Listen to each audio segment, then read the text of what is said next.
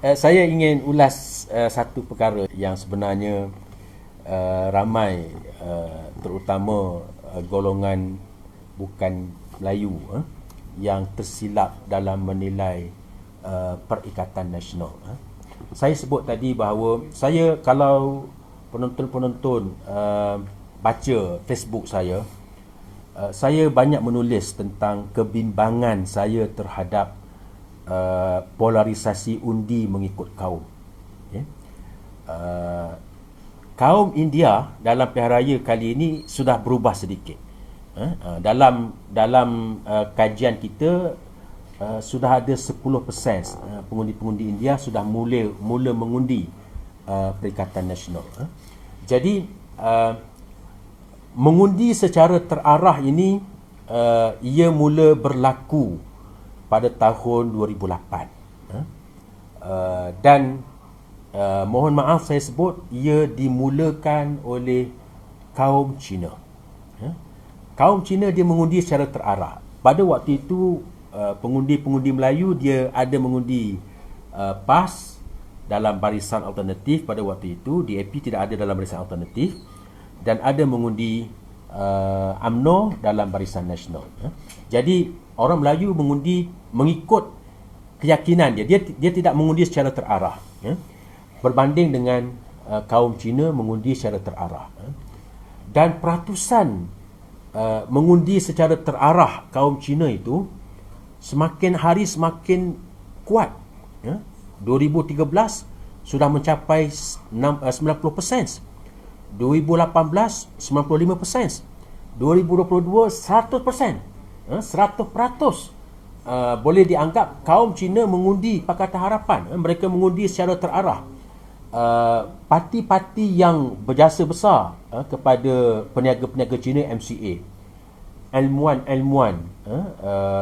kaum Cina seperti Profesor Wang Gungwu antara yang menubuhkan gerakan dan lain-lain, parti-parti ini sudah tak mendapat sokongan, hanya disokong oleh orang Melayu parti-parti ini. Jadi sebenarnya siapa yang mengundi secara sentimen perkauman? Pengundi-pengundi Cina dia tidak mengundi parti. Trend pengundi kaum Cina, yang menentukan pengundian itu bukan parti. Sebab itu DAP pernah tidak mendapat sokongan, tumbang tokoh-tokoh besar Lim Kit Siang, Kapal Sin tahun 1999. Kemudian beralih kepada MCA, mendapat sokongan besar tahun 2004. Okay.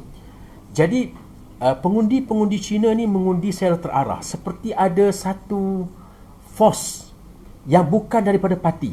Mereka bukan daripada tarikan parti, bukan didesak oleh parti, tetapi ada satu force lain yang mendesak pengundi-pengundi Cina supaya mengundi secara terarah, sehingga boleh mencapai 100%. Dalam kajian yang kita buat di 7 kerusi yang PAS menang di Selangor ni, 100% pengundi Cina mengundi PH dan gabungannya. Ini satu sikap yang saya nampak sangat bahaya sebenarnya. Sentimen kaum itu mengatasi semua dia. Okay. Dan kaum Melayu tidak begitu. 2008, 2013, 2018 masih lagi berpecah sehinggalah 2022, di mana mereka sudah mula sedar, kalau kaum Cina boleh mengundi secara terarah sehingga menyebabkan mereka mendominasikan, walaupun kerajaan PH, tetapi DAP kerusi paling banyak contohnya, bukan Melayu paling banyak, dan mereka cuba menentukan hala tuju itu.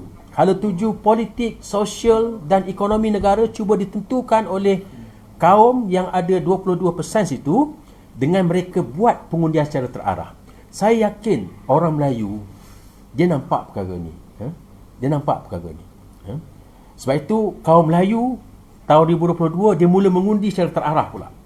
Kalau kaum minoriti mereka boleh, mengapa mereka yang majoriti yang sepatutnya mereka mempunyai hak yang lebih besar menentukan hala tuju negara ini, mereka juga boleh menentukan secara terarah.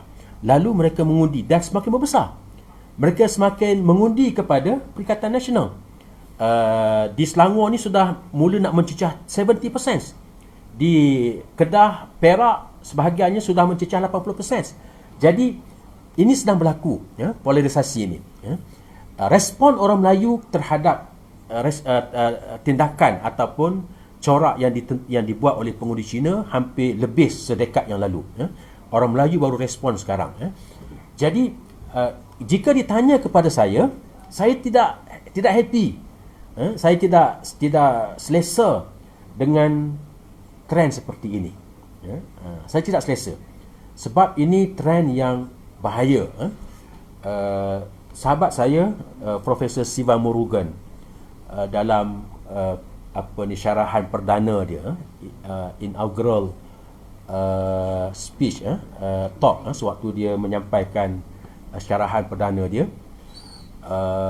dia ada sebut, dia kata cuma tak ada sekarang ini kempen-kempen yang berapi-api sewaktu pilihan raya. Tak ada. Kebanyakan kita tidak ada kempen berapi, seperti mana 13 Mei. 13 Mei tu kempen berapi-api dan pada masa yang sama polarisasi undi tu berlaku. Jadi kata dia, kalau berlaku kempen yang berapi-api, yang ekstrim, tidak mustahil 13 Mei berlaku. Dan Lim Kit Siang pun pernah sebut baru-baru ni. Dia kata seperti suasana seperti 13 Mei. Ya? Jadi bagaimana kita nak atasi perkara ni?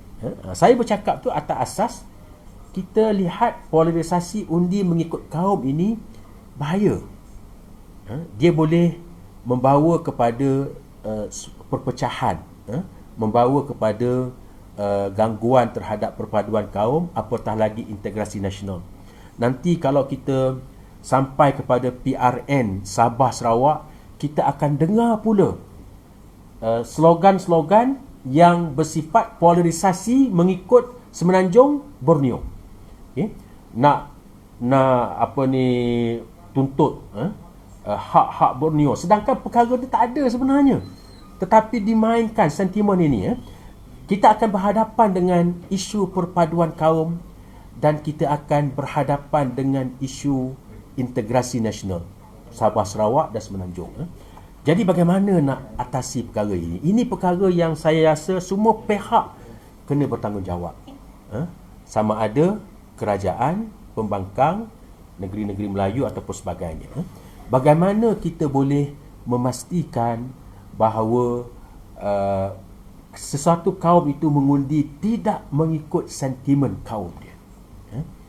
Dan saya boleh lihat punca kepada undi terarah ini, ia bukan disebabkan oleh parti politik bagi kaum Cina. Yang mendorong kaum Cina mengundi DAP satu ketika, yang mendorong kaum Cina mengundi MCA Gerakan satu ketika, patah balik kepada DAP. Yang mendorong ini ialah bukan parti politik, tetapi yang selalu saya sebut, mereka yang terlibat dengan black economy players, pemain-pemain ekonomi gelap, dan juga mereka yang terlibat dengan crony capitalism yang menjadi syarikat-syarikat crony. Mereka inilah yang menentukan. Mereka ni sebenarnya terlibat dengan rasuah, tapi bila mereka nak beli, nak pastikan rakyat mengundi secara terarah, mereka main isu rasuah. Dan saya sangat yakin, ini hipotesis, boleh dibuktikan kemudian. Undi secara terarah kaum Cina yang hampir 100% mengundi Pakatan Harapan ini, ia dipandu oleh dua golongan ini, black economy players dan crony kapitalis. Jadi kita kena selesaikan perkara ini. Parti-parti politik, tak kira kerajaan atau pembangkang, duduk semeja, sebab polarisasi undi mengikut kaum ini sangat mengganggu dan sangat bahaya kepada masa depan perpaduan kaum kita.